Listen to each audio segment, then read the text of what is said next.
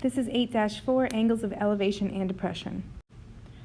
Try the warm-up problems and hit play when you're ready to see the answer. So pause it for now. Here's the answer to your warm-up problems. Okay, we have two words here, angle of elevation, which is the angle formed by a horizontal line and a line of sight to a point above the line. So here's my angle of elevation, here's my horizontal line, and it's looking up towards another object, so it's creating this angle. It's like eye level and what they're looking up to. So that's your angle of elevation. Angle of depression is formed by a horizontal line and a line of sight below the line.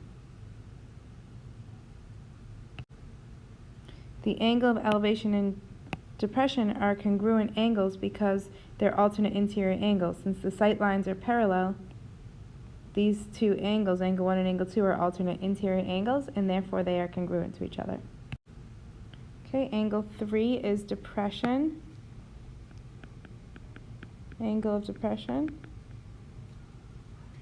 If you look, it's right here. You've got your sight line above and it's looking down below.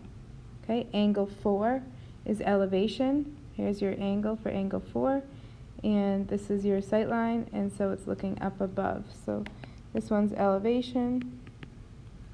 Angle 5 is depression. Again, the sight line is above it.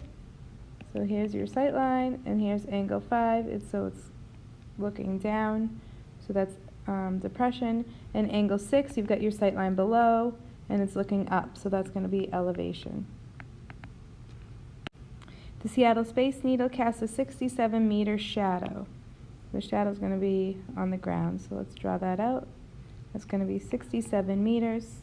And the angle of elevation from the tip of the shadow to the top of the Space Needle is 70 degrees. How tall is the Space Needle? So we're trying to find out the height. What I put in blue here, I'll call that x. Round to the nearest meter.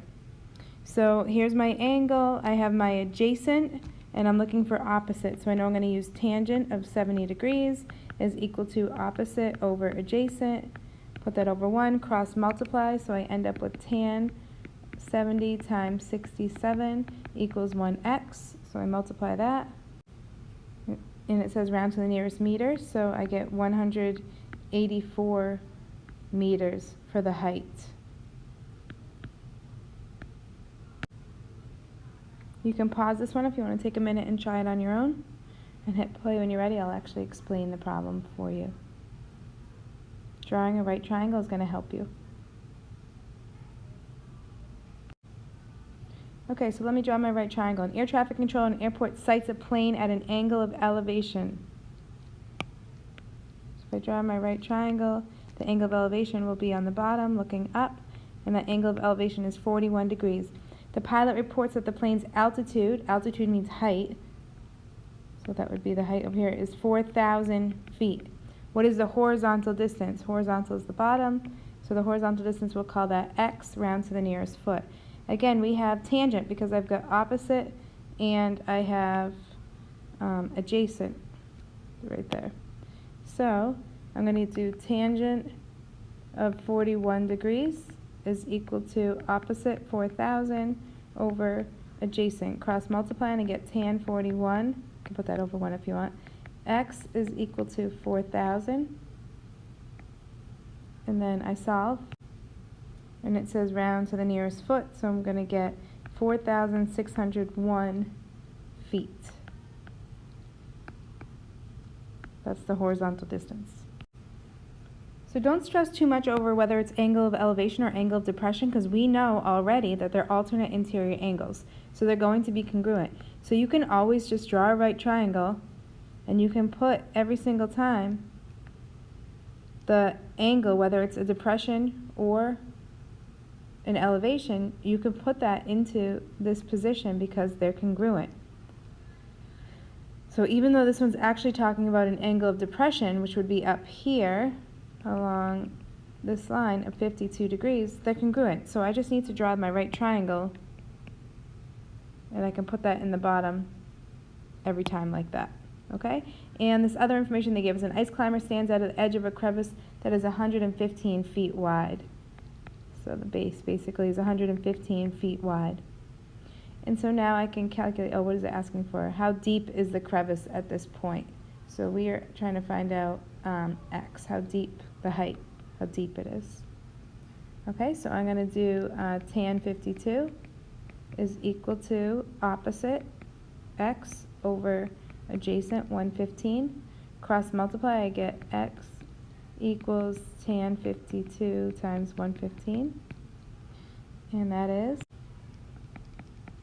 100 and, is it nearest foot? 147 feet. Okay, another now you try, so if you want to pause the video, go ahead.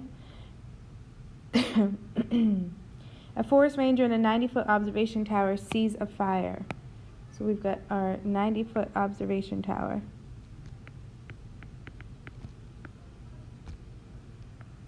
Now, without even reading further, I see the 7 degrees. It's most likely going to just be placed right here.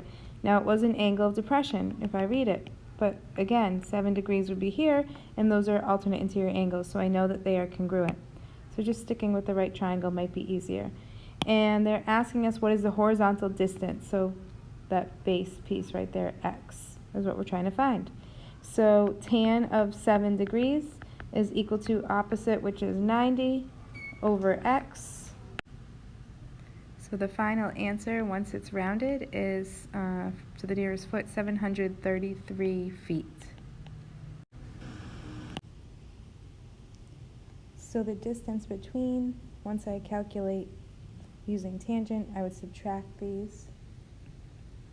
And the distance is 100, rounded to the nearest foot, about 109 feet.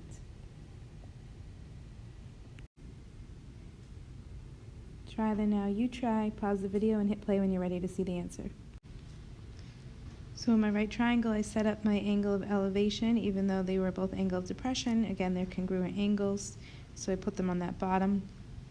And then I have used tangent for opposite over adjacent. I solve each of them, and I'm going to subtract the answer to find the distance between the two towers.